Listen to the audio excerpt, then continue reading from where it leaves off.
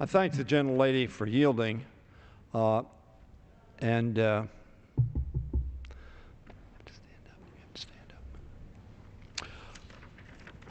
want to join her in saying that there were some minuses in this bill, and the minuses in this bill historically have been, as it relates to the District of Columbia, that the Congress has treated the District of Columbia as its own possession, as opposed to an independent political jurisdiction that has been granted home rule.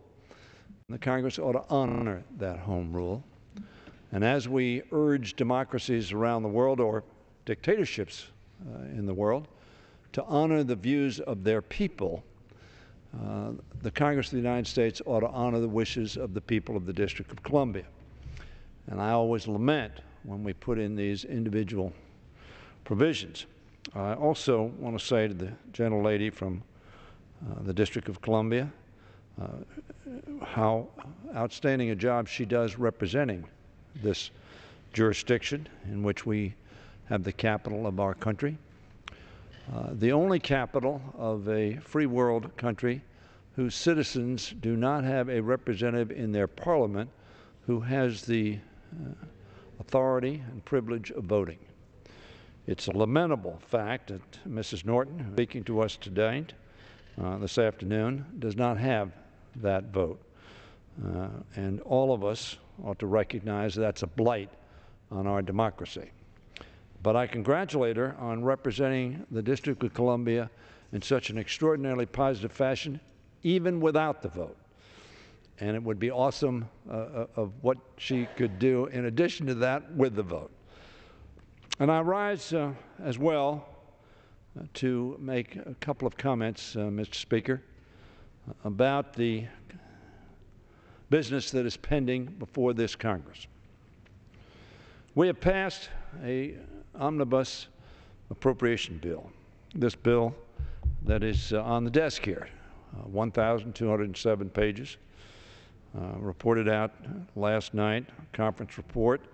I urged support of that bill, but it was not, of course, consistent with the pledges that were made to do appropriations bills discreetly, that is, one after another. Difficult to do that, unfortunately. It's the way we should do it, but we didn't do it this year, and we haven't done it in years past under Democratic and Republican leadership. But I am concerned, Mr. Speaker, that we have some critically unfinished business pending in the Congress of the United States. We passed a bill here through the House some days ago which provided for the extension of the payroll tax cut that we gave to 160 million Americans last year. Our economy is still not as robust as we want it to be, and the President of the United States has said, let's continue that tax cut for middle-income Americans. We have not done that yet. And unfortunately, the bill that we passed through the House had items in it that obviously the Senate did not agree with.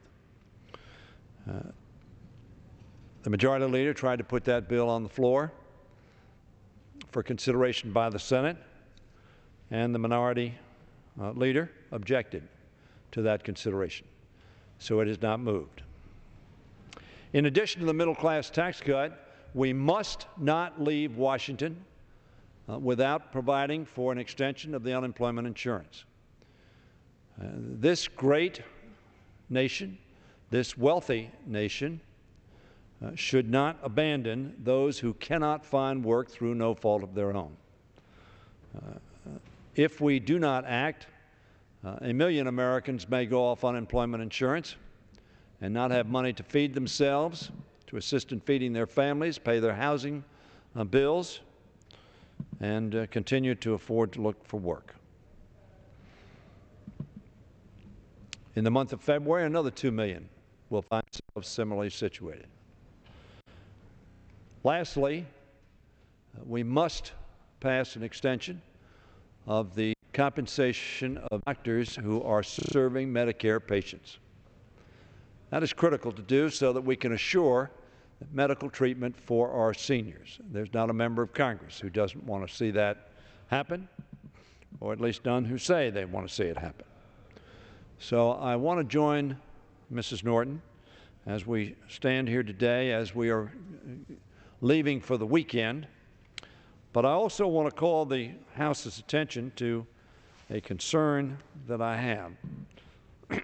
The Majority Leader, Eric Cantor, announced to us the schedule this afternoon and said that we would not be meeting today, later in the day, after our business, which is now concluded.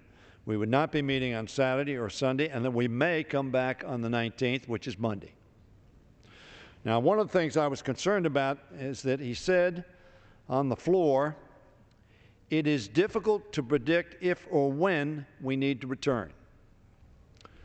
Now, he meant by that he wasn't sure when the Senate was going to act. I understand his meaning.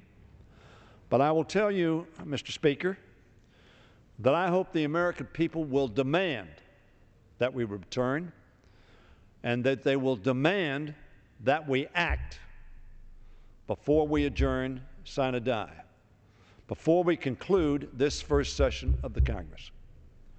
Yes, Christmas is coming, Hanukkah, Kwanzaa, other celebrations, but there will be no celebration for those people who cannot find work and who believe that the support system that this country has extended to them will be ripped out from under them. So I am here on the floor to join my colleague in talking about the omnibus appropriation bill to say that I'm pleased that we passed it. To keep our government operating. It has not yet passed, but hopefully in the next 48 hours the Senate will have acted, hopefully next 24 on the conference report, and we'll get ready to send it to the President. But I am very hopeful that all 435 members of this House and that all 100 members of the United States Senate are committed to the proposition that we will not leave this town, that we will not abandon our responsibilities to assure the adoption of the three measures which I have referenced. The middle-class tax cut, which will affect 160 million Americans.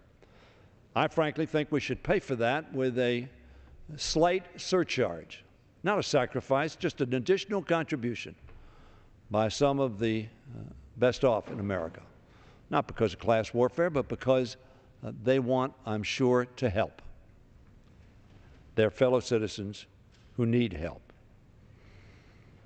Not leave here without making sure that that middle-class tax cut continues, that unemployment insurance is available, and that doctors will be compensated.